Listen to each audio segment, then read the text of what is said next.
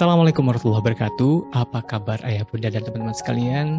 Semoga sehat, semoga Allah lapangkan, Allah berkahkan hidupnya di setiap saat jengkal hidup yang kita jalani insya Allah.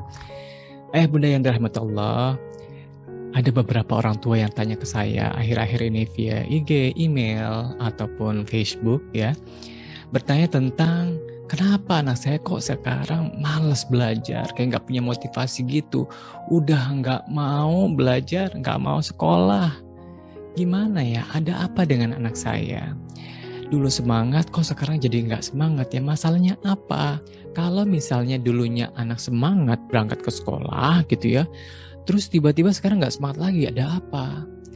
Jangan-jangan anak-anak kita mengalami cognitive downshifting gitu ya.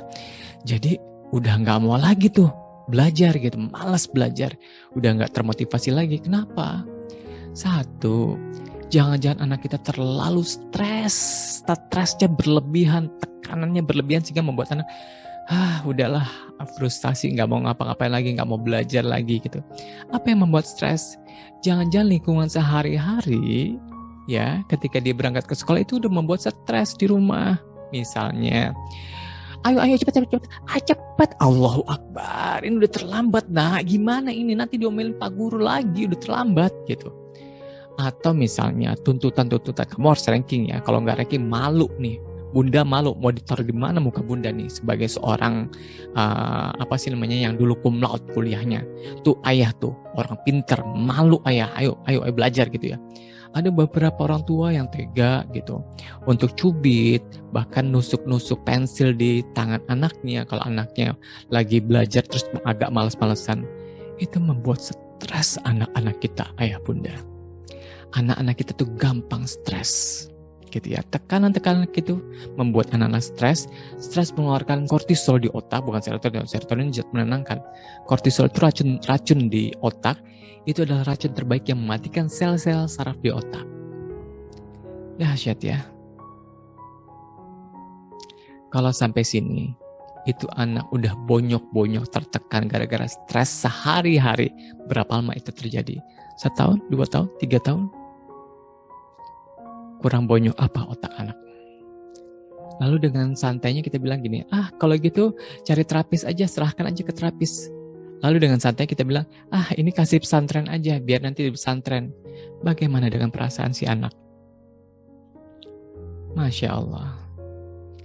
Jadi kalau udah kayak gini, ayah bunda janganlah udah bonyok dikasih orang. Itu tanggung jawab kita gitu ya. Apa yang harus dilakukan? Perbaiki hubungan kita dengan anak. Khususnya dalam hal-hal kayak gini. Jangan-jangan anak luka, trauma tentang belajar gara-gara kita. Gitu ya, sehingga terjadi cognitive downshifting. Apa yang bisa dilakukan ketika kita ingin memperbaiki kondisi hubungan kita dengan anak-anak kita? 1, minta maaf dulu. Minta maaf ke anak. Jangan bilang, kalau bunda punya salah ya, udah punya salah. Gak usah bilang kalau lagi gitu. Bunda minta maaf atas semua kejadian yang keliru yang bunda lakukan dulu. Ayah minta maaf. Ayah banyak salahnya dulu gitu. Apalagi yang ayah nggak tahu dan kamu merasa tidak nyaman dengan ayah atau bunda. Diungkap, semua dialirkan, dengerin, sehingga itu membuat emosinya mengalir. Dan ketika emosi mengalir, semoga dirinya tenang. Setelah itu, cari momen-momen tertentu untuk membuat rajutan jalinan pengalaman menyenangkan baru antara kita dengan anak. Sehingga ada senangnya gitu ya. Kalau di Quran itu Quran atau hadis ya, wa atbi'is sayyi'atal hasanata tamhuha gitu. Jadi ikutkanlah perbuatan yang buruk itu dengan perbuatan yang baik, maka itu akan menghapusnya. Semoga pengalaman-pengalaman berharga itu membuat anak-anak punya memori baru dan menghapus memori-memori yang lama tentang hal-hal yang tidak menyenangkan. Kalau emosinya sudah pulih, hubungan sudah baik, barulah kita ngomongin tentang rencana-rencana selanjutnya. Misalnya, bagaimana dengan belajarmu? Bagaimana dengan masa depanmu? Fokus satu-satu aja. Jangan membuat anak stres lagi gitu ya. Kalau misalnya mereka masih belum bisa mengungkapkan, tunggu. Tidak perlu terburu-buru.